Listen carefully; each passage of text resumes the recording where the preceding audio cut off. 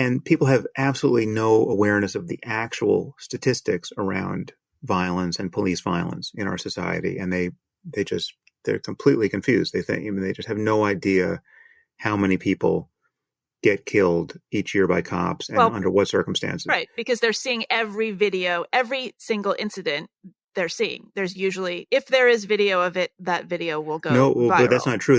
They're seeing video of black suspects being mistreated by cops. They're almost never seeing video of white suspects being mistreated by cops, and there are more of them. Right, there are more white people killed by cops every year than black people. Although yes, but proportionally there are still, I think there are more unarmed black men killed by. No, but I know. Go ahead. No, but it's good that we might as well just dot our I's and cross our T's here because it matters. For virtually every year, in recent memory, about 1,000 Americans are killed by cops each year. The vast majority of those people killed by cops were violently resisting arrest, usually with firearms. Right? These are not innocent people. It just goes haywire, and for the reasons that only the cops know, and they get executed on the side of the road by a lunatic cop. No, these are people who, for the most part, are trying to kill the cops, right? And the numbers of people who are unarmed, who may be still violently resisting arrest, but who are unarmed, who get killed each year, are around 40, right? So you have 1,000 people who get killed, about 40 of them are unarmed. About 10 or 20 of them at most are black, right? And so there's a dozen people each year who are unarmed, who are black, who get killed by cops, right? Now you would think, and this is on the back of tens of millions of encounters with cops each year, right? So if we are going to, if our society is going to be absolutely riven by the next video of a black man an unarmed black man being killed by a cop, it will be riven every single year until the end of time, because we're never going to get down to zero, right? Certainly not unless we completely change the complexion of crime in our society. Somehow dismantle policing in some profoundly destructive way. And you just look at Portland to imagine what the effects of that would be. You have your homicide rate can go up by 800%. In terms of the representation in society, right? There are two intuitions you could have about this. I think only one of them makes sense. You could say, well, cops are. You could say, well, African Americans are 13% of the population.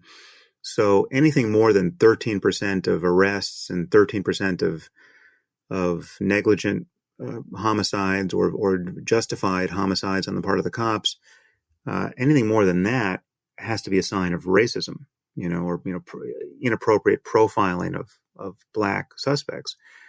Well, no, because African Americans are involved in a vastly disproportionate amount of violent crime. African American crime counts for 50%, and in some cases more, of violent crime in America. Right, but the argument is that's a product of systemic racism. Well, okay, but it is one that's a bad argument. I mean, even if you're going to allege that that's the origin story. It's a vague argument. Yeah. Well, it's just that there's no what systemically racist policy can we change today that will prevent the murders we know will happen in Chicago this weekend to black people by black people, right? Like if we could wave a magic wand and get rid of all the racists and all the racist policies, would we expect fewer murders this weekend in Chicago, right? It's a very hard argument to make. I mean, it's how we solve the murder problem in the black community is uh, a very difficult question to answer, and it is by no means clear that the current existence of racists or racist policies is the proximate cause. Right now, you might say it's the original cause, um, but even if we acknowledge that, it doesn't necessarily give us the remedy in the current circumstance. But it's just a fact that if police are going to be looking to stop the most violent crimes, as they should, they are going to be meeting far many more black people, a disproportionate number of black people, than Asians in attempting to do that. And they'll be doing it, and if they're effective, they will be stopping the murders of disproportionately black people, because the overwhelming number of victims of black crime. White people tend to kill white people, black people tend to kill black people, etc. So um, it's so you can. It seems totally irrational to expect that of the 1,000 people who are killed every year by cops in America, 13% of them should be black. Not given the fact that 50% of violent crime is being committed by African Americans, and the circumstances under which cops are forced to draw their guns and defend themselves are in responding to the work of violent criminals for the most part. So the truth is the numbers killed each year are somewhere between those two numbers. I mean, it's not that 50% of black people commit 50% of violent crime currently in America. They're not 50% of the people killed by cops. They're more like, I believe it's closer to 30%.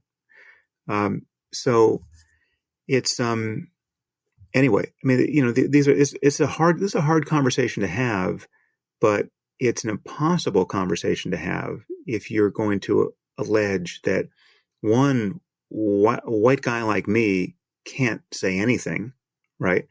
And two, the answer has to be always racism, and that's where the left seems to be on this topic.